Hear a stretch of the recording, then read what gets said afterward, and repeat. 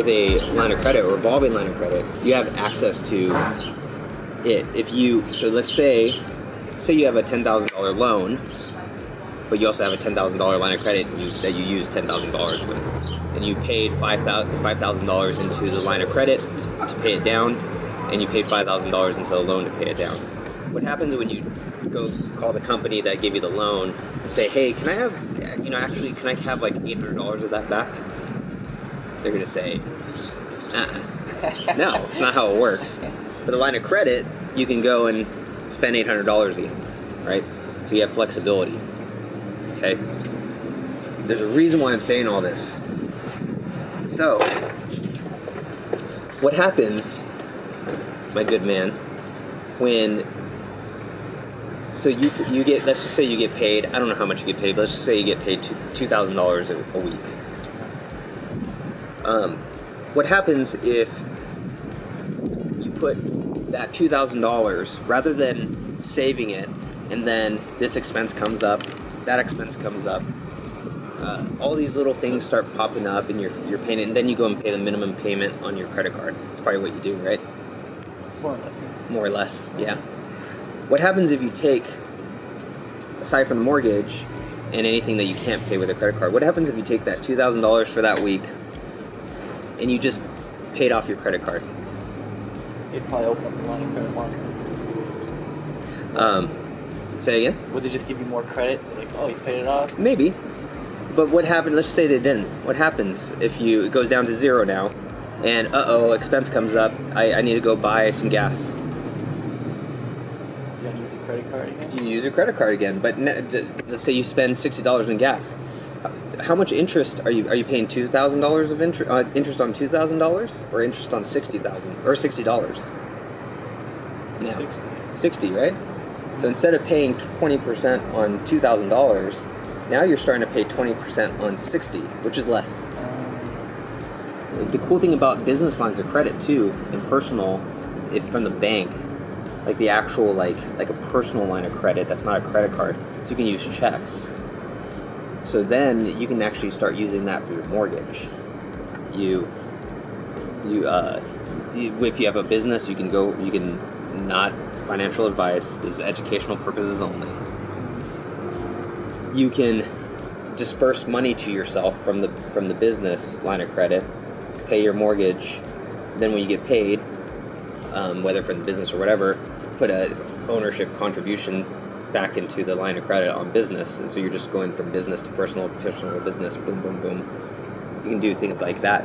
You can even do things where, with your house, not your ex's house, with your house, you can do things where you can have the entire house in the business line of credit. So if you're not able to pay it, you're able to dissolve the business, and now you own your house. You can do things like that because you paid it on the personal side. So for example, let's say every quarter you did $20,000 into a business, using a business line of credit. You start chunking it down, just very similar. You've paid it off on the personal, but the outstanding is over on the business. They just see that as like a business expense or whatever, owner distribution, and then you dissolve it. They don't see it as, oh, you use this to pay off your house. They see it as this was a normal like business expense. And I'm not going to say I did this, but somebody very close to me did this. How much are you, let's say you get a $100,000 line of credit and you use $100,000. On one hand, that's what you have a $100,000 line of credit and you end up using it. The other hand, someone gives you $100,000. Which one do you pay taxes on? Oh, this one. Is that earned income? Yep. So you got income, so you have to be really aware of, I'm going to be paying taxes on this. Whereas here, because you borrow, whenever you borrow, you're not paying taxes. So, but when you do get income back to pay back, the credit card, that's when you're going to get taxed on that income that's coming. But if you've spent $100,000 and you make $50 to pay off that, you're still below what you would pay in taxes. It's flipping, just like when you're working for somebody, taxes come out first. Yeah. Okay. But when you're not working for someone, it flips. Taxes come out last. So it's the same thing. You want to, when you start borrowing, you don't pay for that because it's not earned income, and you can use it to invest. It's only when you start making money off of that. But then, you know, you have that $100,000 expense. You bring back get $100,000 back in income. You're still paying zero taxes, right? But let's say off of that you end up making another $50,000. But then you borrow another $100,000 and invest in more. You're literally just kind of leapfrogging. And eventually you'll get to the point where you buy like real estate properties, like where you do like the Airbnb thing. You buy your own for like, say, you know, a certain. Let's say you buy a $500,000 house with a $100,000 down payment from a line of credit. You don't have to pay tax on that. You use that part of the line of credit on for your house. You can then also depreciate. The way the tax system works is you can actually depreciate that whole $500,000 on the house. So you're over. You can do it over a certain amount of years. So you're saving taxes, even though you haven't paid $500,000 total, and you're using a line of credit for it. You literally have $500,000 in tax savings without even buying the house with your own money. So there's so many little things that you can do. That went over my head too. That's one thing. I gotta go into that. Yeah, it's basically the whole depreciation thing. I don't really understand like how. I don't either. I just know when I buy something that if it's $100,000 and I don't put a down payment on it, I can still write off $100,000 essentially. Like usually it's over like 2 years, or you can do it the same year. It can be over 30 years, however you decide to do it. But yeah, I mean, so does that like, at least on the sweep side, does that all make sense? Yeah, it's probably the best thing I've ever heard. Dude, when I learned it, I actually thought the guy who was teaching me totally cheated me. I did not understand a word because he didn't explain it the right way, and I had bought into his system and everything like that. And then when it clicked, I was like, holy crap! I'm literally like able to print my own money now just by getting lines of credit. And as long as the only way it really works is if your income is more than what you're spending on your expenses. Okay, it's funny, like people always ask, like, how much do you think I have in my checking account? And I'm always like, as close to zero as possible. And people are like, wait, but how do you do this? How do you do that? How do you pay for this? How do you? And there's no reason to keep any savings. So you have lines of credit. Everything's lines of credit. Job just over broke. Just over broke. Yeah. Yep. Yep. Wow. Like I have enough cash on hand to just like buy if anything were to shut down a little bit. Like, but other than that, you don't need it. Like it's because you do the line of credit thing. It's basically, yeah. Like I mean, I have however much lines I have is how much money I can spend. And then on my business side is. So consolidating them is not a good idea, huh? Does that defeat the whole purpose? It depends on what you mean. If you mean like a consolidation loan. Oh yeah, I was thinking like say you have like 4 different credit cards, 10 or 3. Yeah. It's like, why get one, consolidate them all? Then you just screwed over 4 accounts that you could have been growing. Exactly. Okay. So I don't like consolidating them. Sometimes it's good to have them like one that's large. You're gonna grow them anyway, but sometimes you need one that's bigger, because what if you want to buy like a car or something like that? And yes, you can buy cars and stuff, but you can do a lot with credit cards. You just have to know how to do it. You You can buy houses with credit cards. Just let you know how to do it. So you get like a 50,000 loan of credit, like, all right, I want to put 10 on the house through this credit card. Well, I guess you get into the details, but that's interesting. Yeah. So like to pay out like a house and stuff like that, you would actually just do it like a chunk, what kind of like called chunking, where let's say you brought all of your debt down to zero. Now you want to start paying off your house.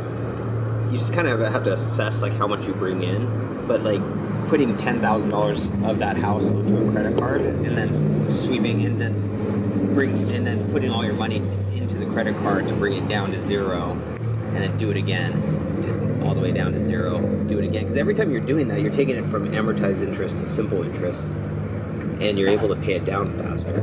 So you're saying you can, instead of paying your mortgage, you pay your mortgage with a credit card, and then you're paying your credit card off. Yep. And you're double dipping almost in a way. Yep. It looks good on the loan, also looks good on the credit card. Totally. By that time, you could even just get a personal line of credit and just write a check to the mortgage company, and that becomes outstanding on your personal line of credit. But you can there's places like Plastic, PLASTIQ, where you for a fee, you can pay something that would be normally a check with a credit card. And the fee, a lot of people be like, oh, well, why would I want to pay that high fee for whatever? Like in the end, you end up paying far less because you transferred it from amortized to simple interest, and you're able to get that money back whenever you need it. Think of your emergency too, with your medical emergencies or whatever. Eventually, you're going to have a huge credit line, and a medical emergency happens. It's say $10,000, but you have like $50,000 available. You'd be like, oh crap, okay, well $10,000, and I'll just pay that down. Like now you just start sweeping that $10,000. Like the more you build your credit lines like that, the unsecured ones like that, the more safety and security you end up getting too. Especially if you have them all these different banks as well. If you have them all these different banks, a bank goes out, then that bank collapses. You have this over here. You basically start building.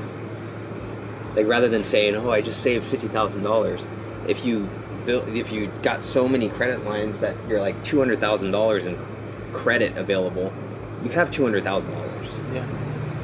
In the system. So.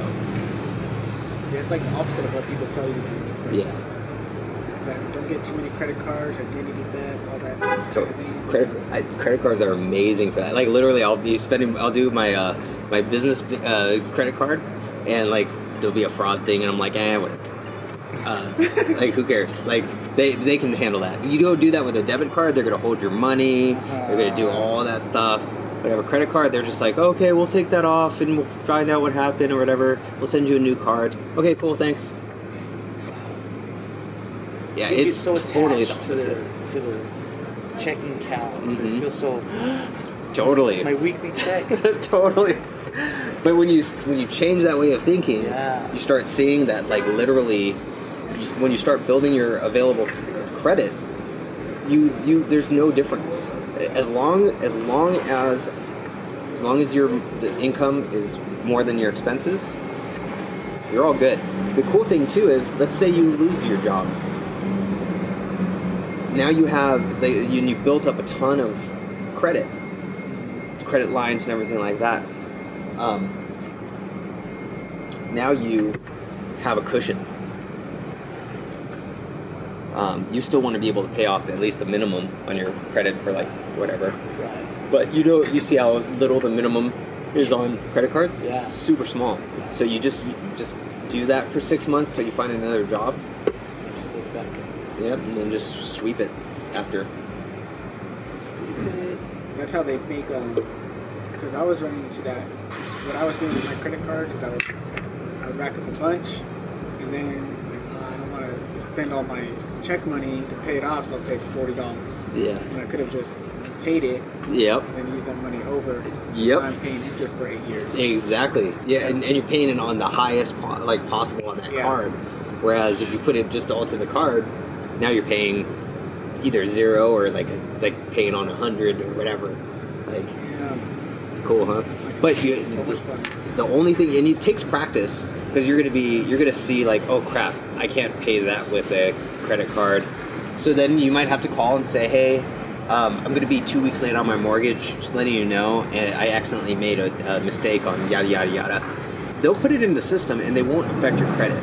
Like, the more you negotiate with your creditors, that's the other thing, is the more that you negotiate and let them know, the more leeway they give you. If you're just like all the time, and then they're going to treat you like those people.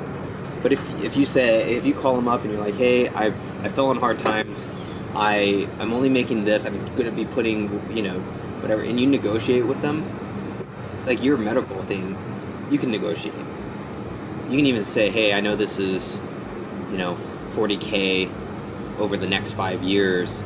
Right now I'm in a situation where I can do $40K over the next 20 years, which would be this amount. Would you accept that until I get back on my feet? Then we can go back to that, to whatever it is. Who knows? You can always negotiate stuff like that. So, everything is negotiation in business. I mean, I know people who are, depending on the bank that they're using, they're like, hey, I owe this loan. I can't pay it back in 30 years, but I can do it in 300 years. Would you accept that promissory note? And literally, dudes, not all the time, but they'll say, yeah, that's fine, because the bank could actually turn that into a security and sell it off. So they make money either way. They don't care. Give Cup of Joy a shot, since they let us film here. Cup of Joy, the best coffee in Clovis, California. What's like the standard LLC loan people are able to take out? Like, how much are people typically taking out? You mean like a line of credit? Yeah. How much they're able to get? A lot of these places will start off, I think, at like $25,000. That's like once you first incorporate, because they want to have you. For them, it's a risk that they're kind of willing to take. They want to have you as a client forever, because they know that you're never going to leave. Like Wells Fargo did that for me when I first started in 2009. I literally made zero, and they're like, oh yeah, we can do 25,000 or whatever it was. It's an introductory thing, and then from there make more and more, and they'll increase until I think for them they only go to a certain amount unsecured, then it has to be secured. But they'll start you off super small. Just build up your personal credit first, because then you're kind of like the guarantor of that line of credit, so they're going to look at your personal line of credit, even though it's a business one. So just got to make sure that you build that up first, which doing this way does not take long to build up your credit. You're gonna be like, holy crap, how did I get this higher credit? Yeah, so that's how the system is built. Like, it's since 1913. It's the whole purpose. So it's almost encouraged that we pull out a line of credit on the house. Yes. Cheap business. Yes. It's not that they don't. It's not encouraged. Like, that's the thing, is like, people think that the rich still have to follow God's law. Okay. Yeah. Nobody can get around it. Nobody. Even Satan himself. Okay? I don't know what you guys believe it is, but Satan himself cannot get around God's law. Okay? So the way he gets around it is by consent.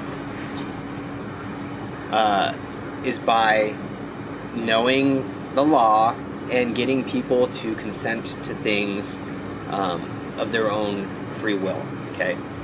So, the reason why I'm saying this is that the things that rich people are doing that are bad, they know that they could not do them without, like, I'd say, like, karmically things coming back and hitting them and hurting them. They do it with your consent. Okay? So the same thing, so I'll give you an example. Whatever war there is, whatever pandemic there is, whatever they're saying you must do, generally, if you look at the fine print of everything, there is no must.